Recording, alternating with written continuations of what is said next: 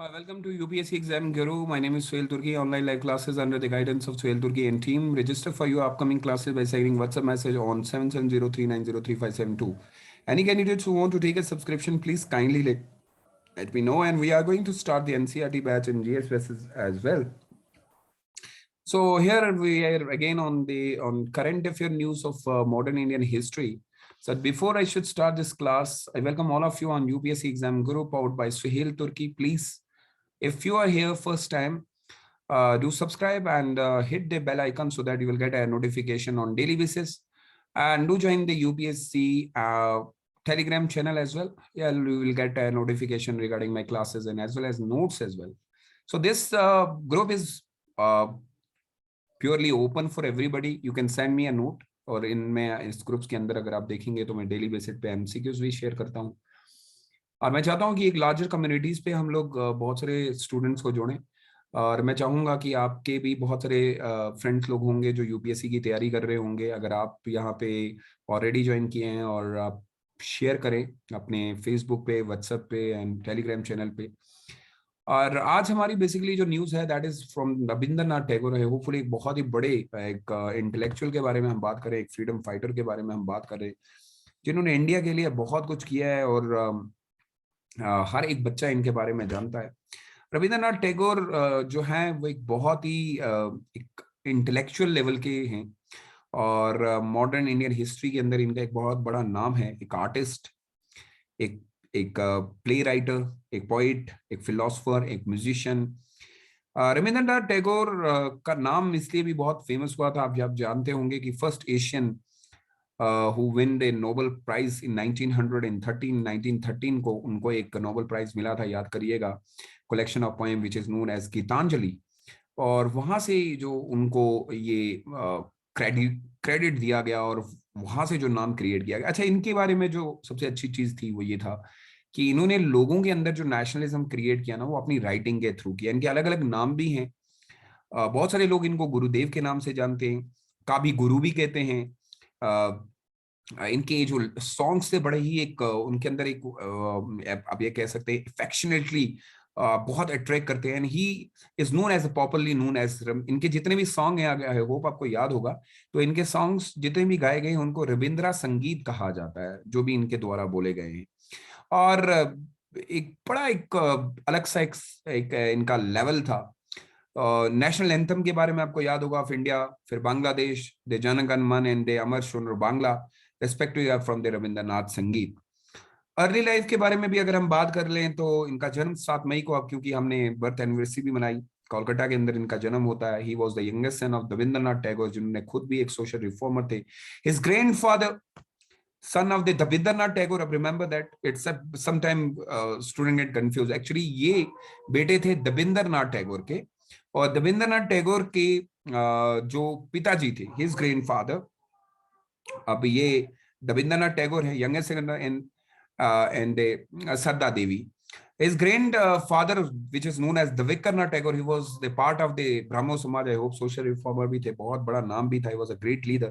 So Tagore की family अब ये कह सकते हो कि एक बहुत ही अच्छी खासी एक इंटेलेक्चुअल फैमिली थी और पब्लिकेशन के लिए बहुत अच्छी जाती, मैगजीन्स के लिए जानी जाती थी, और बंगाल से इनका बहुत खासा अच्छा खासा है.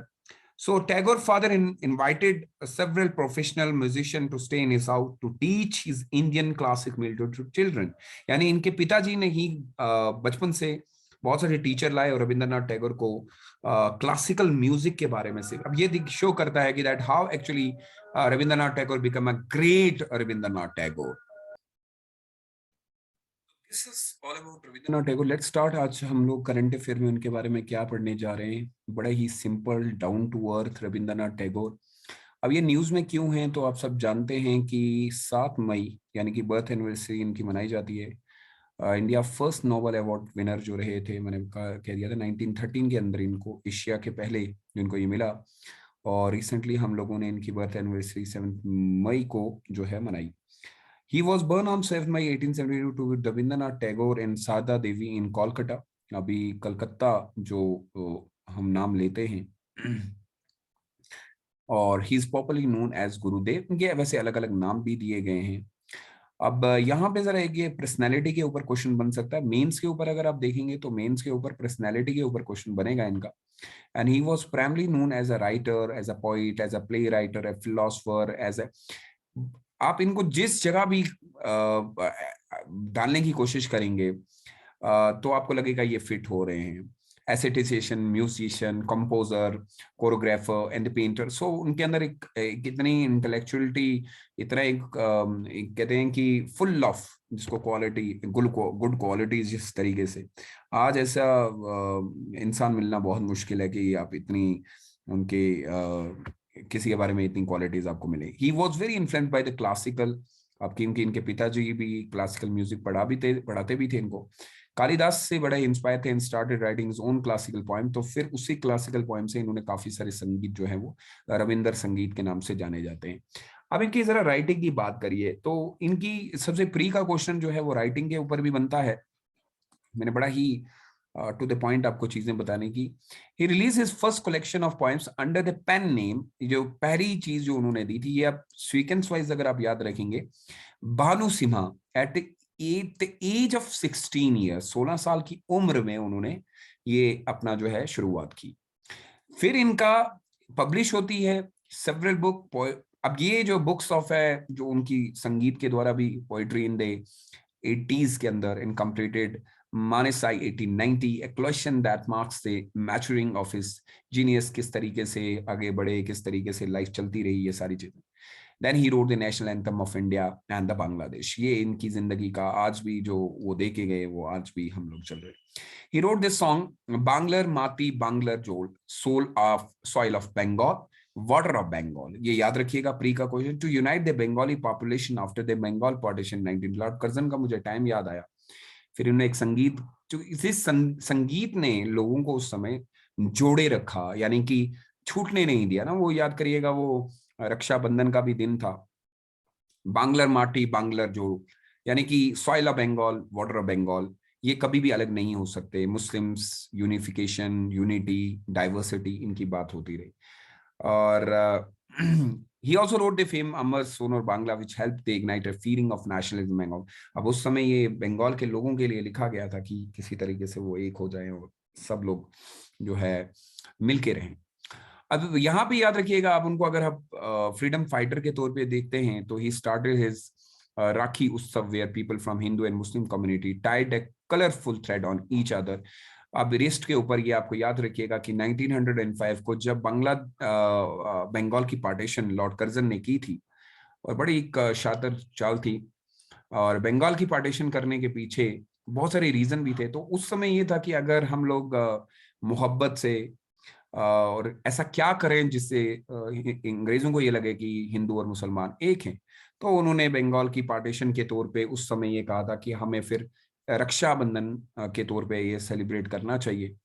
और उन्होंने ब्रिटिश की बहुत सारे कंसेप्ट जो डिनाउंस किए, लाइक imperialism का कंसेप्ट जो है, yet he did not fully support and agree with the Gandhi in the non cooperation movement। But फिर भी ऐसा नहीं है कि उन्होंने गांधी को बिल्कुल नहीं माना। कुछ ऐसी चीजें थी जो वैरी कर रही थी उनके और Gandhi ji. He viewed British rule as a symptom of the overall sickness. जो बीमारी का सबसे बड़ा कारण है, of the social disease of the, जो बीमारी का सबसे बड़ा कारण है वो अंग्रेज। सो फिर उनकी एक बड़ी अच्छी चीज जो क्वालिटी जनरेट की गई, तो उनके जो उनको ये टाइटल जो दिया गया था, so he renounced the knighthood they had been given to him by the Lord Hardinge 1915 protest of the violent. Amritsar का एक हुआ था, तो अपने टाइटल ही वापस कर दिए थे और ये कहा था कि मैं भारत देश के साथ हूँ। In which the British kill the unarmed Indian citizen. तो एक वो इम्पैक्ट जो उनकी लाइफ में पड़ा, फिर उसके बाद एक लाइफ चेंजिंग मोमेंट हमें रविंद्रनाथ टैगोर के अंदर देखने को मिली। अवार्ड के तौर पे देखिएगा तो 1930 he become the first Indian to receive a Nobel prize in literature for his novel Gitanjali के ऊपर भी बहुत एक बड़ा नाम उनको दिया जाता है। सो अभी काफी बार आप मेंस के क्वेश्चन देख भी चुके हैं, रविंद्रनाथ टैगोर से काफी क्वेश्चन बनते भी हैं, ऐसा नहीं है कि फर्स्ट टाइम, आपने इससे पहले भी पढ़ा होगा। अब इनकी एजुकेशन जरा देख लीजिएगा। रविंद्रनाथ टैगोर जो है इनका ओरिएंटल स्कूल से, but he did not like the conventional education, और उन्होंने घर में ही ज्यादा पढ़ना बेटर समझा।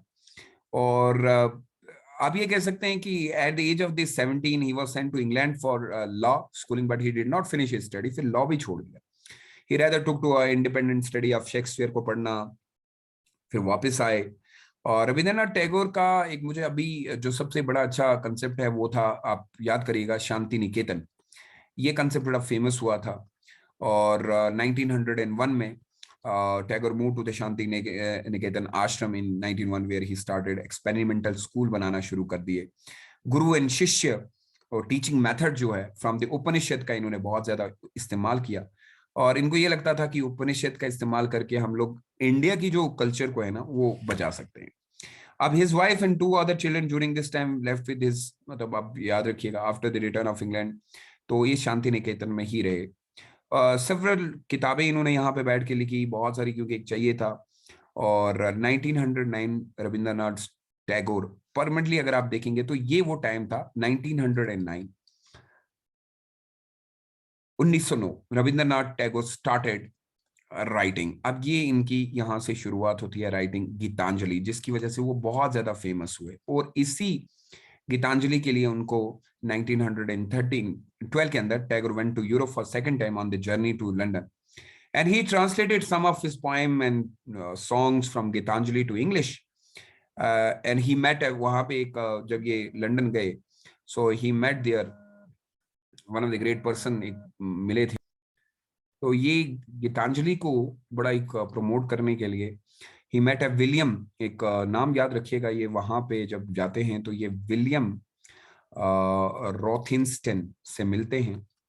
वो इंग्लैंड के होते हैं, नोटेड ब्रिटिश पेंटर, बड़े एक पेंटर हैं London, who was impressed by his poem. So उन्होंने उसकी कॉपीज कुछ बनाई, गिव ए इंग्लिश पोएम्स, उनको भी कुछ इंग्लिश पोएम्स दी गई। और later he wrote to introduce a Gitanjali with its publication in September 1912। फिर 1913 collection of poems where उनकी निकली और नोबेल प्राइज लिटरेचर में मिल गया। 1950 he was awarded with a knighthood by the King George ने उनको 1915 के अंदर एक अवार्ड दिया था नाइटहुड का। सो रविंद्रनाथ टैगोर ने इंडिपेंडेंस मूवमेंट के अंदर में भी अगर आप देखेंगे, the political father of Indian movement Gandhi ji, जिनने उनको एक बहुत अच्छे खासे दोस्त भी थे। India के first prime minister PT Jawaharlal Nehru wrote in Discovery of India, Tagore and Gandhi have undoubtedly been the two outstanding dominant figure। ये यानी कि डिस्कवरी ऑफ इंडिया में भी उनके बारे में लिखा गया। मैं एक्चुअली वो चीजें ऐड नहीं कर रहा हूँ इसके अंदर, लेकिन ये कह सकते हैं कि yes of course he was a great leader. Hopefully आप इसका एक माइंड में मुझे सेंड कर देंगे। Thank you so much for being with me. Allah bless you and any candidates who want to take a subscription kindly do let me know. 7703903572 पे आप message कर सकते हैं। or you can send join me on my Telegram channel so that we'll start the new classes। and I hopefully कि आज की class आपको अच्छी लगी होगी, because we have already done this one। and those candidates who are here first time, please kindly do join this Telegram channel so that you will get an update regarding my course. May Allah bless you all. Stay safe and stay blessed. Please do share and subscribe this channel and share this video with your friend as well. Bye bye.